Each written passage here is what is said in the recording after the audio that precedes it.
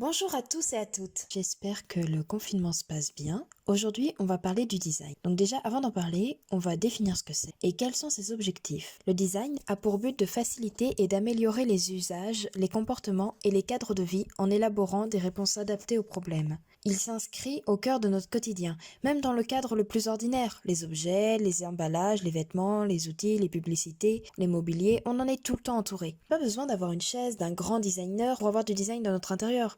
Même une simple chaise en bois a requis à un moment donné son travail. Le travail du designer, c'est répondre à un problème. Et pour le répondre, il faut déjà définir les questions. Est-ce que c'est améliorer un objet? Est-ce que c'est créer un objet? Est-ce que c'est le rendre adéquat avec une évolution de la société ou avec un problème particulier, par exemple les cuillères qui sont faites pour les personnes ayant Parkinson? Ou est-ce que c'est pour un souci écologique?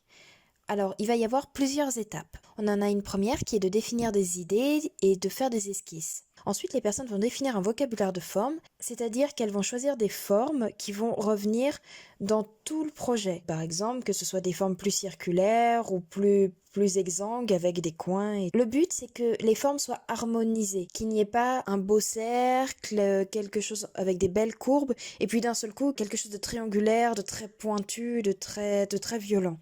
Enfin, on va faire une simulation, une mise en contexte. Le but est de tester si l'objet peut être utilisé dans la vie de tous les jours. Bon, en période de confinement, ça peut être difficile une mise en contexte, mais pourquoi pas? Alors après, selon le projet, le designer va être accompagné d'ingénieurs, de techniciens, de fabricants, d'artisans, parce que ils peuvent imaginer une chaise et la dessiner, mais il va pas forcément être menuisier, donc ça va être difficile pour lui de faire la chaise en entier. On va passer à la partie la plus intéressante avec des exemples concrets. Par exemple, Diane Steverlink qui a fait Soft Liquid. C'est une série de petits contenants souples, donc des verres, des bouteilles, des carafes, réalisés en toile en coton imperméable, donc ils sont flexibles et incassables, ce qui est plutôt génial quand c'est utilisé par des enfants. En plus, ils sont légers, ils se transportent et se rangent facilement. Alors, ce qui peut être aussi super ludique, c'est qu'ils sont à géométrie variable. Donc, entre ça, leur stabilité, leur souplesse, pour des enfants, c'est l'idéal. Ensuite, on a Nicolas Girard avec Greffe Urbaine qui va totalement réinventer la manière qu'on a de voir notre vie urbaine. C'est-à-dire qu'il va créer des parasites, des mobiliers parasites, qui vont s'installer sur des structures déjà en place. Donc, par exemple, une chaise sur un banc. Sauf qu'elles vont se disposer différemment, ce qui va nous donner des points de vue différents sur la ville. Et donc, avec ça, on va pouvoir s'asseoir sur le dossier d'un banc sans choquer l'ordre suprême de la bienséance. On peut aussi avoir des œuvres en design qui sont engagées. Par exemple, Stuart A. Yarth avec Taille de chandelier. Son projet était de faire un immense luminaire avec juste des objets en plastique récoltés sur la plage. Donc il dénonce la pollution et la société de consommation tout en faisant un objet de design.